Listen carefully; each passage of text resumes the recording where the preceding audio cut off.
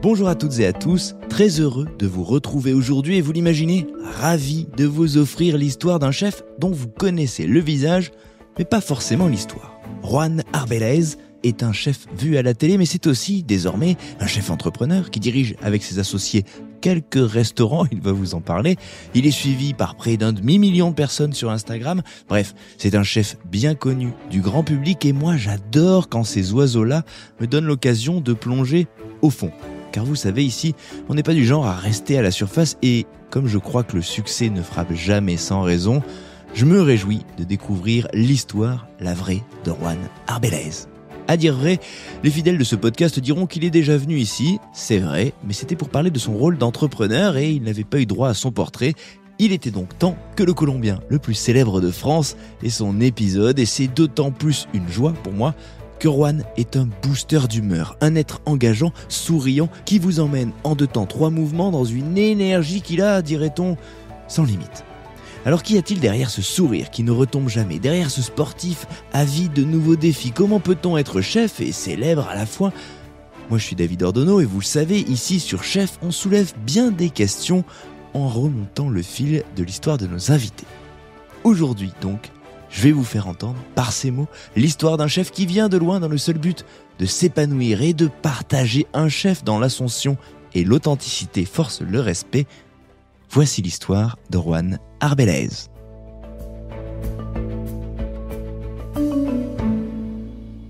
Si on doit se parler de cuisine là actuellement, ton rapport à cette discipline, à cette matière, la manière dont tu l'exerces aujourd'hui, dans plein d'aspects, sur plein de terrains, dans plein d'endroits, à plein d'occasions.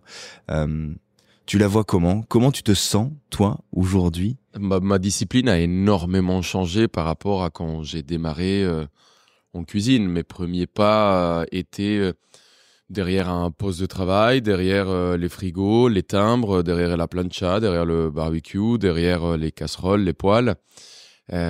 Aujourd'hui, il y a eu une évolution qui est assez marquante, hein, parce que je passe de cuisinier à cuisinier manager, à cuisinier manager restaurateur, cuisinier manager restaurateur,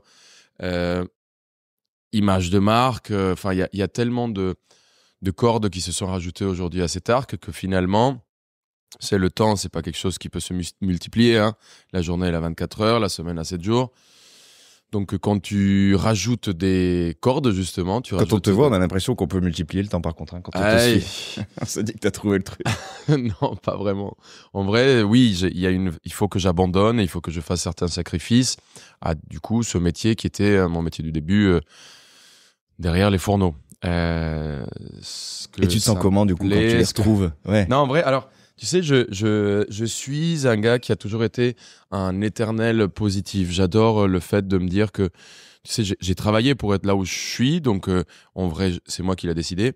J'ai horreur des gens qui, au moment où ils sont connus, ils ont fait plein de vidéos, ils ont été sur YouTube, ils ont fait Instagram, ils ont fait TikTok, et ils sont saoulés qu'on leur demande des photos dans la rue. Tu vois, je comprends pas ces gens-là.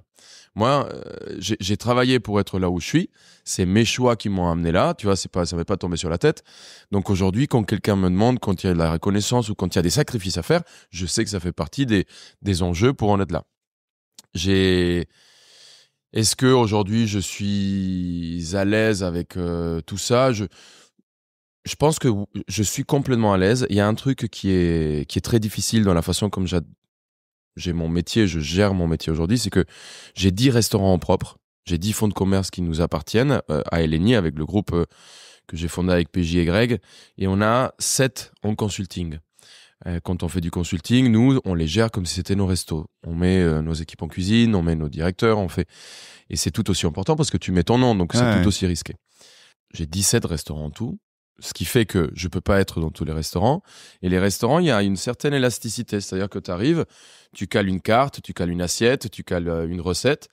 Et avec le temps, il y a une élasticité qui se crée. Tu reviens, tu dis, attends, mais ce plat-là, ça a bougé un peu quand même, les gars. Là. Et tu arrives et tu te dis, qui vous a montré ça? Et on va te dire, c'est vous, chef. Donc là, tu sors ton téléphone et tu dis, voilà la photo. Et tu dis, voilà, il y a ça, qui n'était pas comme au début. Ah oui, d'accord. Ils ont la photo, il y a tout, fiche technique, photo, mais il y a toujours une élasticité. Et donc, tu fais les 17, tu reviens au début, tu resserres et tu passes ta vie finalement à resserrer. Tu passes ta vie à éteindre des petits feux, à resserrer. Donc, disons qu'aujourd'hui, mon métier, c'est en grande partie, je dirais, 30, 40, 50%, c'est un métier de pompier à éteindre des feux. Tu es tout le temps un peu en train de remettre un peu cette élasticité en place, éteindre ces petits feux, la personne qui est partie, le directeur qui a démissionné, la serveuse qui est partie parce qu'elle était enceinte. T'es tout le temps en train d'éteindre ces petits feux. Donc, est-ce que aujourd'hui je suis complètement à l'aise avec ça? L'être humain est un éternel insatisfait, en vrai. On a envie de. Oui, parce que ça fait 3 fois que tu poses la question, est-ce que je suis? La réponse, c'est qu'il y a un petit doute, quoi. Non, parce que j'aimerais, tu sais, je fantasme de cet endroit dans lequel j'arrive à voir tous les clients. Tu vois, j'ai toujours. Et ce que j'aime dans ce métier, c'est le contact avec les personnes qui viennent et qui mangent. Ça m'a toujours passionné. Et même s'ils passent un mauvais moment, en vrai, je sais que dans mon métier, c'est impossible d'être parfait. C'est hyper complexe. On travaille avec des humains, on travaille avec du vivant, on travaille avec des légumes, des volailles, avec des poissons. C'est impossible d'être parfait. Il y a un jour, la livraison, elle n'est pas arrivée. Ta carte, elle est écrite. Mais c'est pas tant grave si toi, tu es là et tu arrives à gérer ton client. Si tu lui expliques l'histoire, si tu l'amènes dans l'univers, dans ton problème, et une fois que le client comprend, tu sais que il partira heureux. Tu sais qu'à partir du moment où... Ton truc, c'est le contact. Oui. Aujourd'hui, j'arrive pas à être en contact avec tout le monde. Et c'est ça je pense que mon plus grand regret, c'est ça. C'est de ne pas réussir à voir les 800 couverts que je vois aujourd'hui. 800, 900, 1000 des fois, tu vois, ça dépend des événements mais je pense que c'est mon plus grand regret, c'est de ne pas serrer la main de chaque client. Donc j'ai un espèce de fantasme d'un retour à un grand resto dans lequel on peut faire 150 couverts et je tourne et je vois tout le monde. Mais aujourd'hui, j'ai choisi ce chemin. Je suis très heureux. Je le partage avec des gens incroyables. Mes 2 associés sont mes 2 meilleurs amis depuis bientôt 10 ans. Tu vois, donc ça, c'est une preuve d'un business qui tourne, mais qui en plus, en vrai, on est heureux de le partager ensemble, quoi.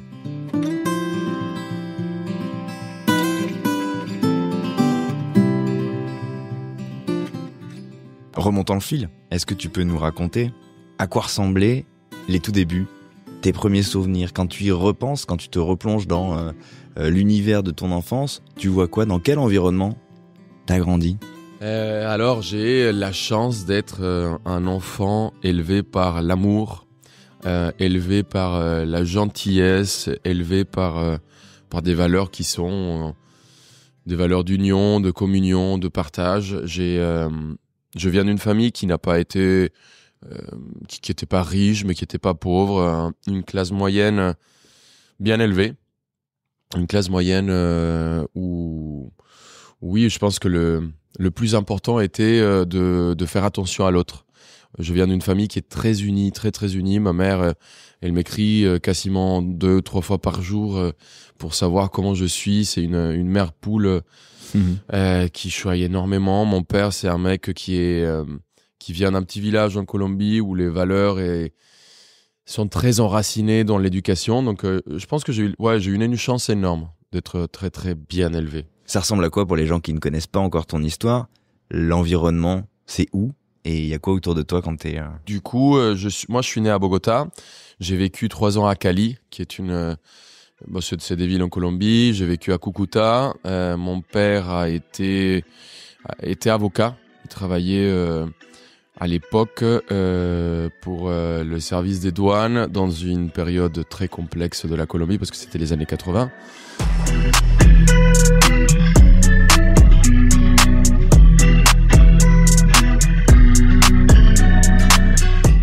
Qui sont les années les plus chaudes de la Colombie et à un moment où tout le narcotrafic pilotait un peu la politique. Un jour, on lui a proposé une mallette pour libérer un avion qu'il avait confisqué qui faisait partie du transport un peu complexe et il a décidé de pas l'accepter, quoi.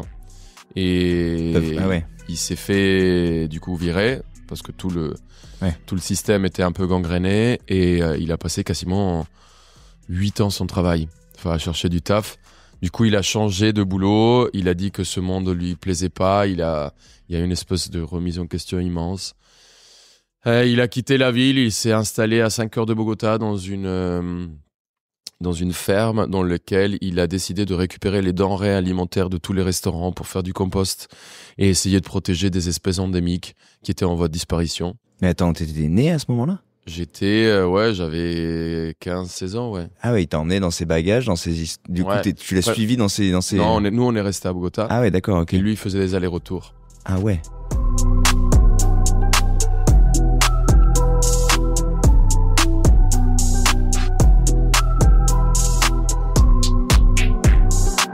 C'est quelque chose quand même, c'est courageux. Enfin, je veux dire, lui, il part faire son truc. Mes 2 parents sont complètement tarés, en vrai, sur les ambitions, les choix. Tu vois, ma mère, elle a fait des études de journalisme, mais elle a jamais vraiment exercé. Parce que, pareil, c'était des périodes où le travail était très compliqué. Ouais. Elle avait 2 enfants à nourrir. Mon père qui avait pas forcément de boulot. Et elle a trouvé des tafs dans des cantines d'école. Et du coup, elle faisait à bouffer dans les cantines d'école.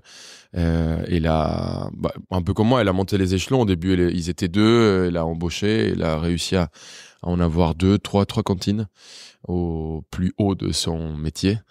Et du coup, moi, j'ai toujours baigné un peu dans l'univers de se dire qu'il faut avancer, il faut taffer, peu importe. Il y a un truc de travail, la situation. Ouais. Ça bosse, quoi. Ah ouais, c'est des charbonneurs. Et je suis né là-dedans. Et on nous a toujours dit, la phrase était, peu importe ce que vous faites comme métier, le plus important, c'est se donner à fond et essayer d'être le meilleur dans ce que vous faites. Je pense que ça a vraiment résonné en moi et ça s'est bien ancré. Tu te projettes comment dans ces moments-là où on te dit qu'est-ce que tu feras plus tard et tout, tu rêves de quoi? J'ai croisé un gars à ce moment-là qui faisait de la pub et qui avait une grosse bagnole. Tu sais, t'as 14 ans ou 15 ans et tu te dis, putain, lui, il fait de la pub, il a une grosse bagnole. Pas con. C'est pas con. Ça veut dire que faire de la pub paye de l'argent. Et je lui ai demandé de faire un stage dans sa boîte, au Gilby. Attends, mais c'est énorme. Ouais. Oui, énorme. C'est une grosse boîte, ouais. Il était un des boss de Ogilvy à Bogota. Ouais. Une grosse prod. Et du coup, je fais un stage là-bas. Je me rends compte que je suis vraiment une catastrophe. Mais vraiment une catastrophe. J'ai aucune idée de créativité. Ça me passionne le fait de réussir à créer quelque chose de nulle part. Ouais. Et de toucher les gens. Mais je suis nul à chier, quoi. Mais vraiment, il n'y a rien qui sort. J'arrive avec des idées, mais c'est catastrophe. Et à côté de ça, tous mes week-ends, c'était moi qui faisais à manger pour tous les copains quand on se réunissait. Depuis mes 13, 14, 15 ans, 16 ans, c'était moi qui faisais... Genre chez toi, il y a les copains qui arrivent et c'est toi qui... Ouais, mais même quand on partait, un voyage, tu sais, dans un week-end, quand on partait un petit peu en maison de campagne ou on louait un Airbnb dans un truc où ça faisait la fête, c'était moi qui faisais les pâtes à 4h du mat', quoi. Et un jour, je croise un gars qui a une pizzeria, pareil, en soirée, 16h. Je vois le gars, je suis fan de ses pizzas. Il est devenu connu parce qu'il faisait une pizza à l'artichaut avec une crème, une espèce de sauce César aux anchois. La pâte, elle était cuite chaude. Derrière, il mettait cette sauce César froide, parmesan, des artichauts. C'était le seul à faire ça à Bogota à l'époque. Non, c'est hyper bien, c'était révolutionnaire. Tu sais. Mais là, même, ça me donne même envie en l'écoutant maintenant. Je te parle dans les années 90, tu vois, donc... balèze. Années 90-2000 et le mec il ramène ça, je trouve ça passionnant, je le reconnais parce que j'adorais regarder toutes les recettes. Je vais le voir, on parle pendant 1 heure en pleine soirée et à un moment j'ai des potes, je finis de discuter, j'ai des potes qui me disent 16 ans, 16 ou 17 ans, ils me disent mais c'est fou à chaque fois qu'on parle de bouffe, que tu croises quelqu'un de la bouffe, que t'es omnibulé pour ça, tu devrais être cuisinier, quoi. Et je sais pas, il doit être 1h du mat en soirée. Flash. Et je dis, je pense que c'est ça ma voix.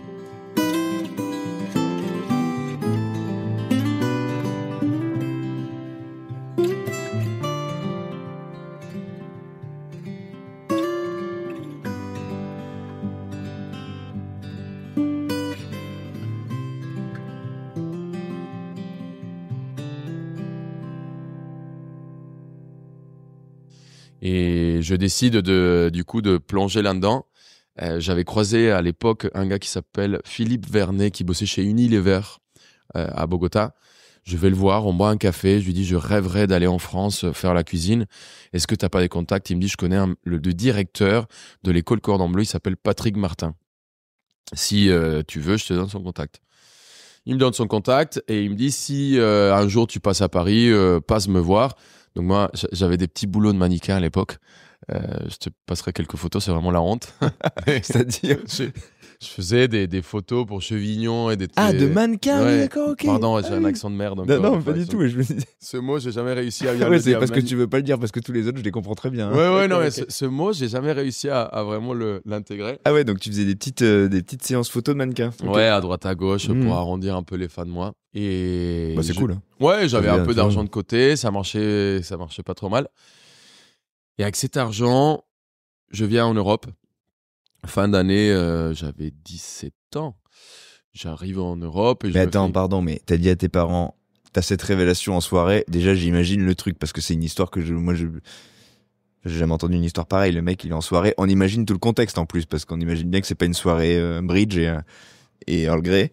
Et tes parents, ils le prennent comment? Et enfin. Bah, c'est là où j'ai toujours dit que j'ai énormément de chance. C'est que, tu vois, mais devenir cuisinier dans les années 2000 à Bogota, enfin, tu te dis, mais mec, qu'est-ce que tu es en train de faire de ta vie? Déjà, quand on est en France, en 2000, dire je veux être cuisinier, les parents en général disent attends, t'es gentil mon fils, enfin, tu veux pas faire des études plutôt? Toi, t'es même pas en France, faut que tu traverses, tu ailles au bout du monde. Enfin, c'est le bout du monde, c'est un autre monde. Hein. Oui, aujourd'hui, les réseaux sociaux, Top Chef, la télé, les...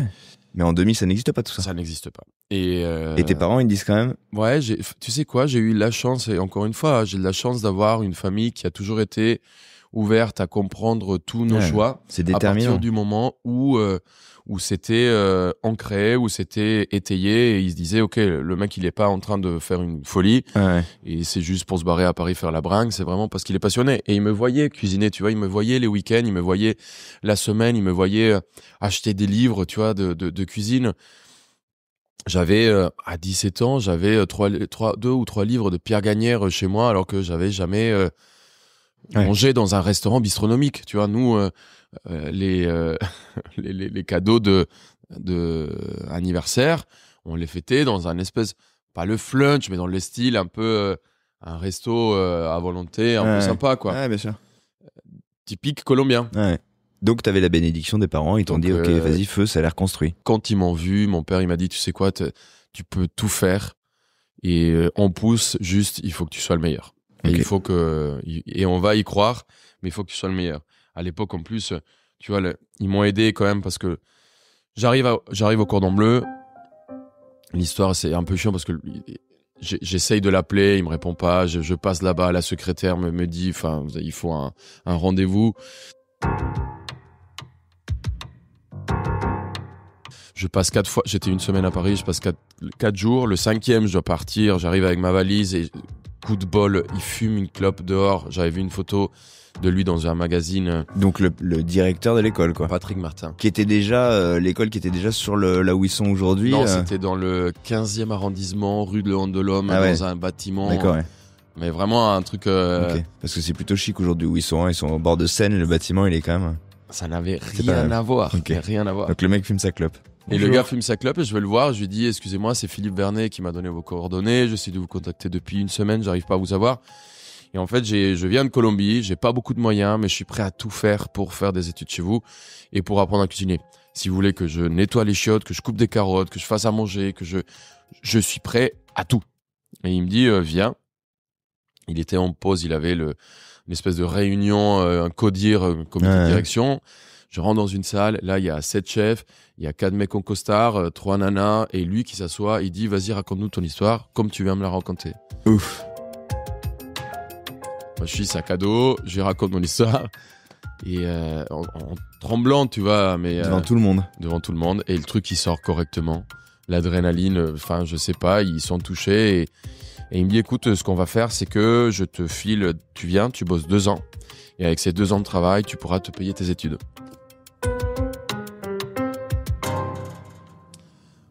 La joie énorme, quoi. Je réussis le truc, je rentre chez moi. Mais attends, tu bosses quoi En cuisine, du coup, j'étais... mais je savais pas couper, enfin, j'étais au bluff complet. Ouais.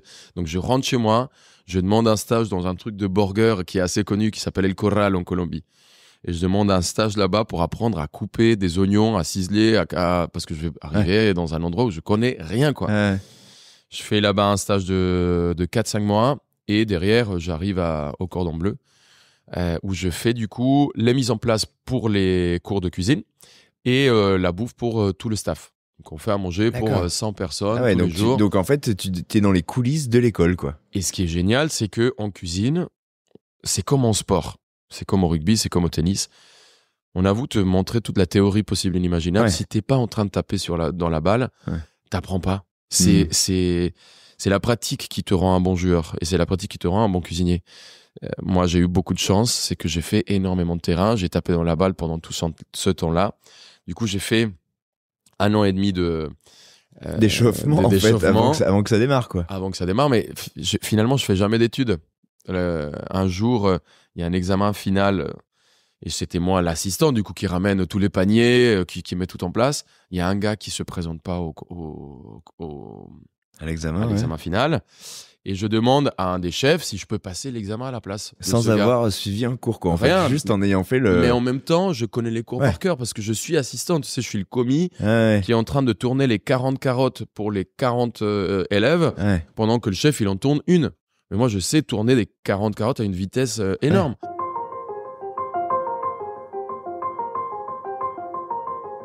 Donc, je lui dis, est-ce que je peux passer l'examen à la place de cette personne comme ça, enfin...